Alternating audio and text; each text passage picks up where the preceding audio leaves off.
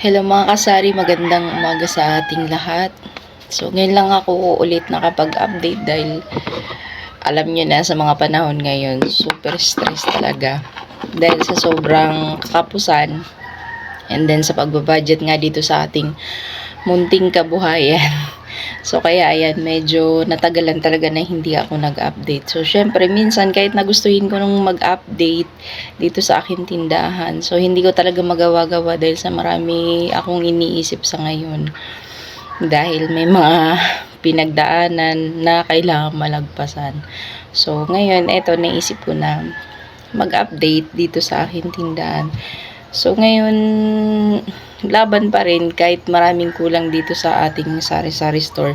Ngayon nga maglilista-lista lang ako ng tagkukunti lang para lang at least may maibibigay tayo sa ating mga customer.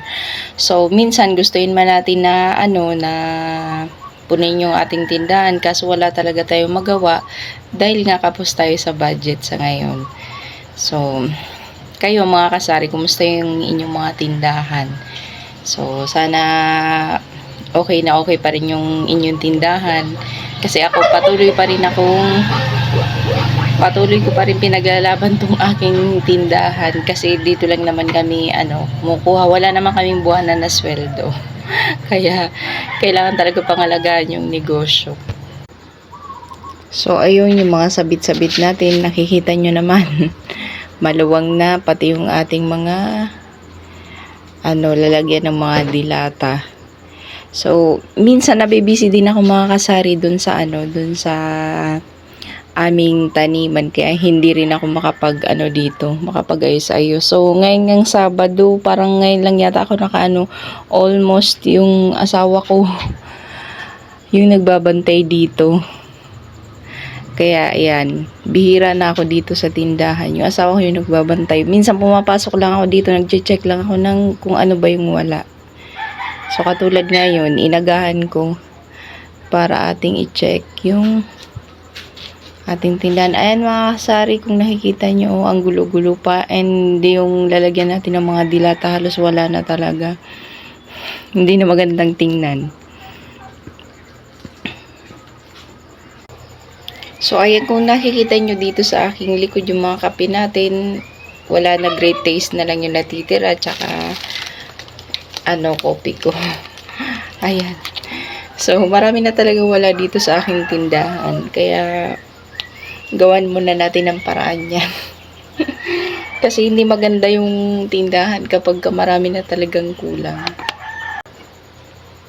So, yun lang yung update ko ngayon kasi magbabudget pa ako ngayon. Katakot-takot na pagbabudget dahil wala tayong pampuhunan na malaki-laki.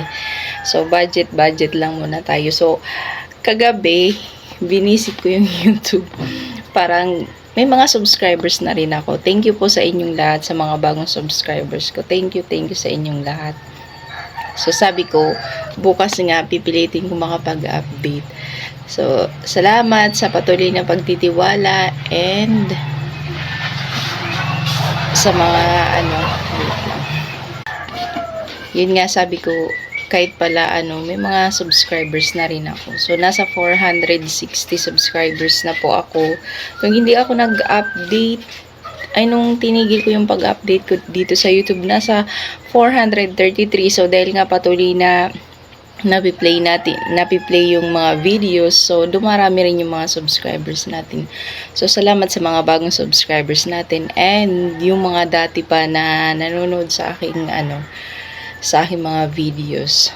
So kaya yun, naisipan ko, sabi ko mag-update ako kasi kahit wala akong meron pa rin naman akong mga subscribers. Siguro yung iba